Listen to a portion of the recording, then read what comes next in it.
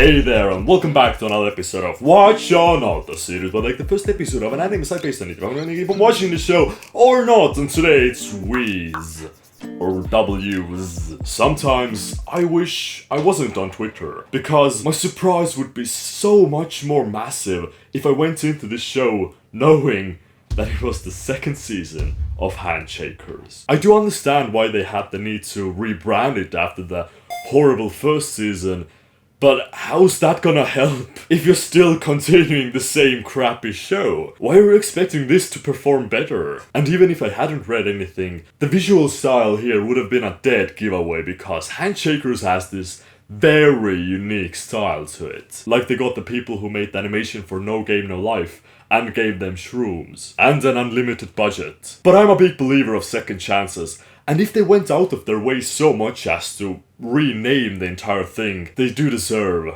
a second chance. It's not that I even hated the first season. My biggest problem was that it was bland. It was just boring to watch, nothing happened, and it wasn't even good or funny bad. It was just bad. But for whoever doesn't know what happened in the first season, spoilers! Don't go watch it, it's not worth it. I'm just gonna say in 2 sentences, what's it about? 2 people have to hold hands to go into a parallel dimension where they fight other pairs of people. The last pair of people standing get to meet God and have one of their wish granted. But this starts off with a time skip. 10 years after the first season. The first action scene that the anime starts out with is fast-paced, interesting, and they're not even holding hands, which throws a twist on this whole hand-shaking thing. But I guess this is not important, and just to give us a taste of what's about to happen, because straight after this it tones down the action quite a bit. This is our main character. And we do get a nice setup to the show, because he bumps into a random person in a subway and is almost transported to the other world. This raises so many interesting questions and makes me wonder if they're actually going in a new direction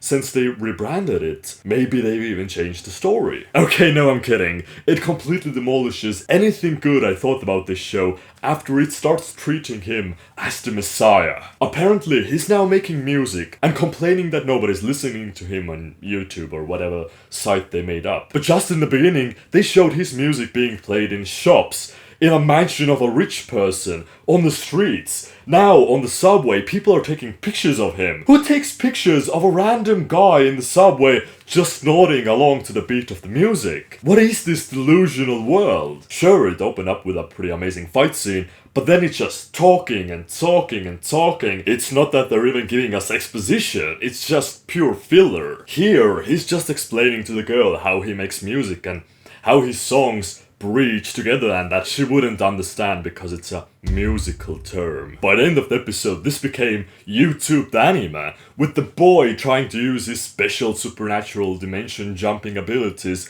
to gain more views on his YouTube channel. But yeah, he succeeds, and everybody starts looking at their phones to watch a random live stream. Because, of course, that's how stuff works in the real world. Why is everybody acting like they've never seen a live stream of a band playing? But going to this world also attracted more handshakers, so the episode ends off with a massive battle. You do know that all of this could have been avoided if they used basic green screen. You don't need to get all those visuals actually behind you. You can just do it in the computer. And I'm giving this one a not.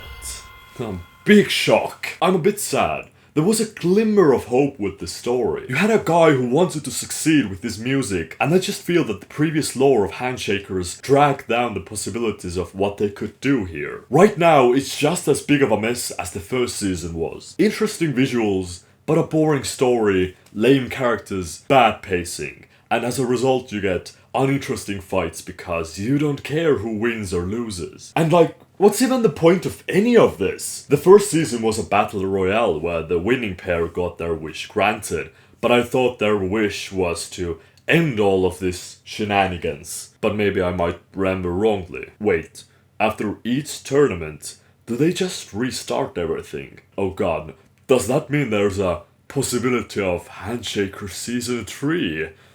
Oh, but I'll leave you with that awful thought for now.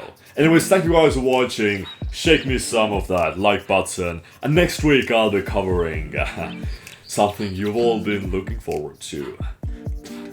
Dimension High School. Bye.